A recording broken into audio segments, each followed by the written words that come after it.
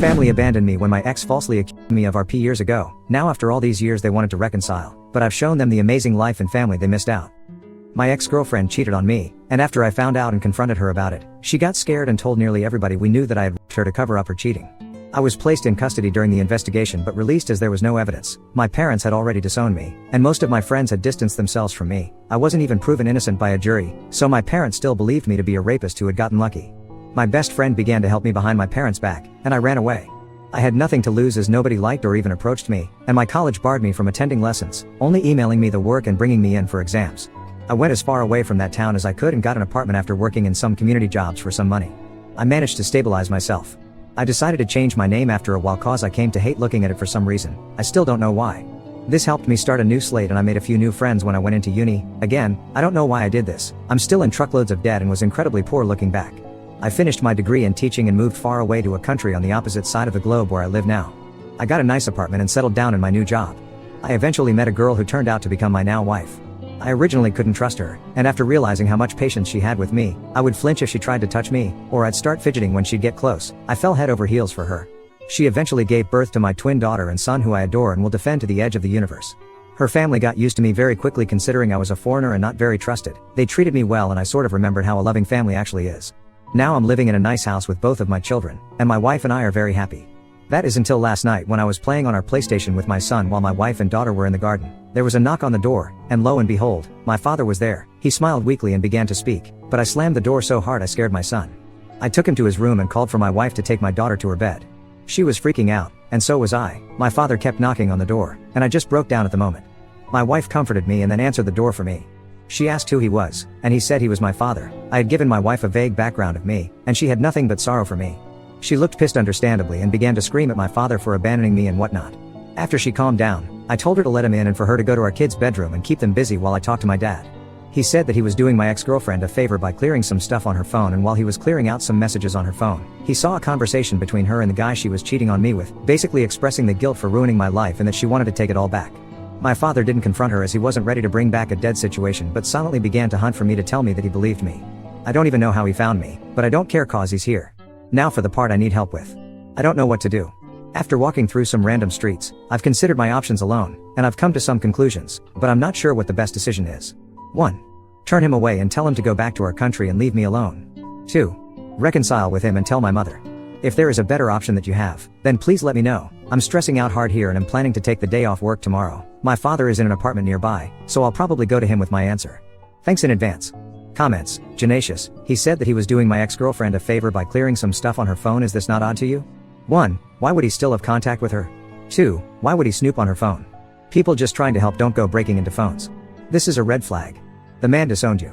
Still has contact with a woman who ruined your life, found the truth by being a snoop and somehow stalked you halfway across the globe. Is this the chaos you're ready to unleash on your family? Ta 23454 op. You're right, not much of it adds up. It's such a messy situation and I hate being put in this position. I'm struggling to find the right words to say to him and to answer everything. Random questioners. Master advice giver, 26. Oh sweetie, this was really brutal to hear. People who make false allegations should be sued and jailed. It ruins people's life. This was absolutely ridiculous. The best advice I can give is keep him out your life. He was so willing to dump you so fast, without even spending enough time to talk it out with you. Not to mention you're already happy with the life you have without them. Of course you can choose to forgive whoever you want. But I wonder what his motive to try to reconcile was. Best of luck, dear. Thanks for sharing your story. Ta 23454 op. Thank you. I would like to go down the eye for an eye route and just not let him go near my family. I'm not the most forgiving person in retrospect. He has to live with the consequences of his actions. Ballistic_pineapple. This is the first time ever responding here, so I can't say this is good advice at all because this is really only something you can answer. This is so much all at once that was thrust on you. I think having your father go back home will be good. Giving you time to fully decompress and understand what is happening. You can always reach out to him if you're ever ready to. But having this situation forced on you is not the best. This is something that you can have control over. This is your life now, and you get to say how you want this situation to be handled now. So you should think about what would give you the most control to process this information and formulate a plan. You do this at your own speed and take as much time as you need. Ta 23454 op. Yeah, in the end it's going to be my choice as to what to do. I've accepted that much. My son asked me who he was a few hours ago and I can't muster up the courage to tell him that it was his grandfather. More info. I know that it comes down to whether I want them in my life or not. I know I won't receive a definitive answer to all my questions. I guess I'm just trying to wrap my head around it all while putting together different answers from different people. Looking back, I'm baffled as to why they just dumped me like that. Maybe she made some fake texts. But she would have shown the police, and I vividly remember them saying there was little to no evidence backing her up. Not much of it adds up, and I still struggle to connect the dots, not that I want to. It all merges into a bad dream at times. Thanks anyway, I'll get to a choice eventually. Update 1, hi everyone, I'm sorry that I haven't said anything recently. I have come to the decision that I will not reconcile with my father. I simply couldn't find it in myself to forgive him. Some of you might want a story, so here is how it went down the day after I made the post. I visited my father in his hotel and I told him that I wouldn't reconcile with him or anything like that. He had tears in his eyes but was understanding. He said he told my mother about what happened and cut my ex-girlfriend off from the family entirely. As many of you questioned, I asked him why were they still in contact with her. He said that she apparently felt too guilty to really let us go. I'm not too inclined to believe it, as were many of you, but it's closure enough for me. Apparently, my mother didn't take the news too well and tried to get my phone number, but my father didn't let her. I'm not sure what I could really trust, given that I feel most of it is just a ploy to get me back into their lives, but after they threw me out onto the streets like a rabid dog, it just makes me sick. My son did end up asking who was at the door, but I told him that it was a colleague. When they're older or going through tough times, I plan to tell both of them what happened to me in my past to let them know that I understand. We're all fine. It shook me up a bit, but I hope I have my father's word in him, keeping my new life a secret. If anything else happens, I'll keep you updated, but I think the matter is resolved for now. Thank you all so much for the support and good words. If anybody you know has gone through the things I have, be there for them. You cannot throw them to the streets, always stay alongside them and make sure they're happy, even if they have to move across the planet to be so. Update 2, I was living peacefully before my father found me, and it kicked off a chain of events that led to this post. I recently had an incident with my family involving them breaking a promise. It angered me incredibly and after a lot of thought, I decided I would face them directly. I flew back to my home country and met with everybody involved, my mom, dad, brother and even the girl who accused me. I was nervous, of course, but I was shocked when I realized I didn't really see them as family. I recognized them, of course, but I didn't see them the way I see my wife, my kids and in-laws. My mother started by breaking into tears and trying to apologize. I just felt disgusted by it. My father comforted my mother and my brother was the one who kept his composure and initiated the conversation. He asked me how I was doing, and I responded by telling him to cut any small talk and that this meeting was on my terms. I told all of them that I was not looking for reconciliation and I simply wanted closure. I made sure to tell them that I would call the police should they attempt to chase me. I asked my parents why they were so quick to abandon me, even though the police said there was no proof. They said that they made a rash decision and seeing me in custody broke their hearts. I called them out on it since they didn't try to stick up for me or anything. So I then asked what some people on my original post had said about my father looking through my accuser's phone. He said that she came to him to ask him to clear off her phone of non-essential stuff and that's when he saw the chat logs with her friends. My dad was always good with technology, so while it wasn't fulfilling, I accepted it. I then asked my brother why he never contacted me. He looked surprised and said that he did, but I just ignored him all that time. Turns out, he was right. My brother had tried hundreds of times to contact me and give me money to get me off of rock bottom, but questioned why I never answered and assumed that I hated him because of what happened. Well, as it turns out, my mother had my contacts blocked on all of her phone plans as she paid for my brother's old phone plan. So I couldn't even receive help when I was completely lost. Then, the cherry on top was my ex. I first asked her why she actually did it. She said that she was scared of what would happen and that she never stopped loving me even throughout it all. She said that every session of therapy made her feel even more guilty as she knew it was all fake.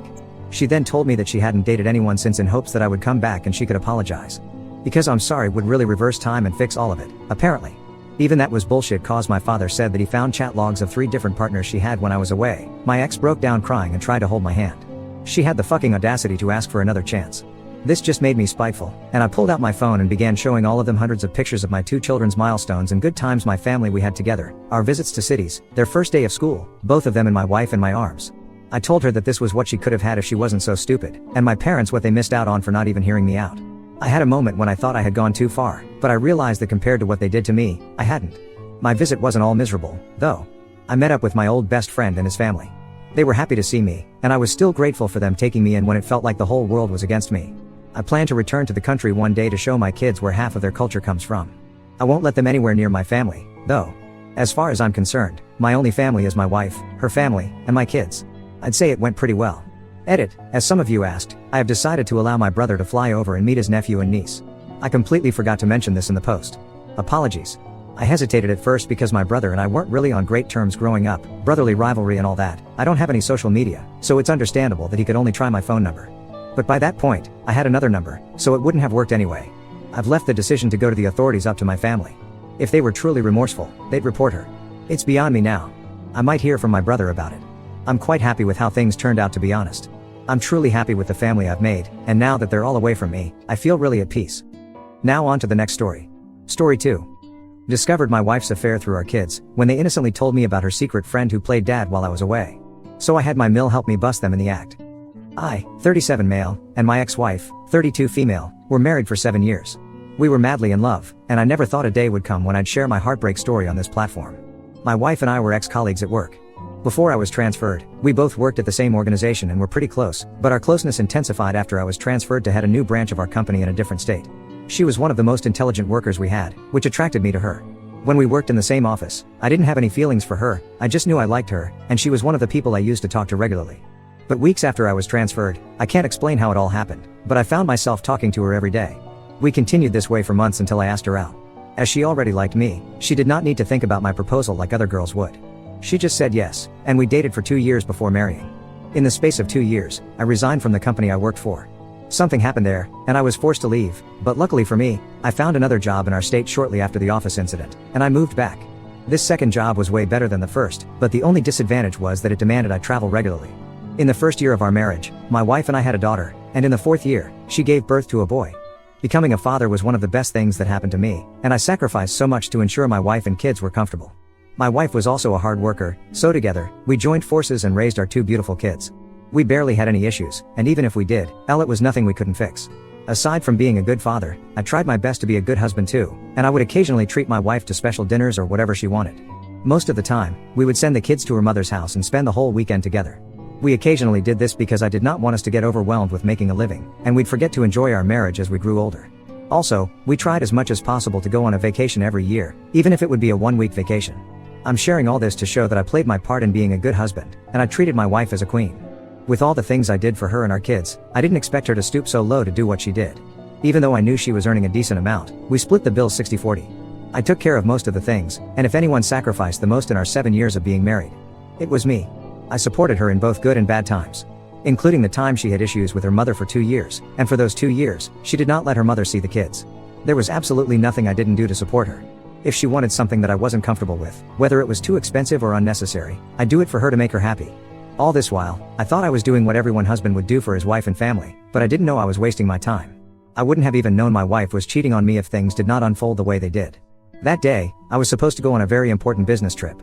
But somehow, it got canceled by my clients the same day, and since I had been traveling around the clock, I barely had enough time to spend with my kids. Earlier that day, the agreement between my wife and I was for me to drop the kids at her mother's house because I had to pass through that road to get to the airport. But after the meeting was canceled 2 hours before my departure, I decided not to drop off the kids anymore, so I could spend time with them. We played various games together, and it was so much fun. Meanwhile, I made a deal with the kids that if they could catch me in our tag game, I would give them ice cream. Giving them ice cream meant I would break their mother's rules of having ice cream twice a day, but we promised one another we wouldn't tell. As the kids were eating their ice cream, I noticed they were whispering something to each other, and when I asked what it was, they made me promise I wouldn't tell my wife. Once they said that, I was curious and promised not to tell, so they could open up. To my greatest surprise, the kids told me my wife had a secret friend, and whenever I traveled for a business trip, she would invite her secret friend over to come and pretend to be their dad until I returned. They even went into details and told me my wife's secret friend would spend the night in our room with my wife, and if I was coming home on the evening of a particular day, my wife's secret friend would leave early that morning.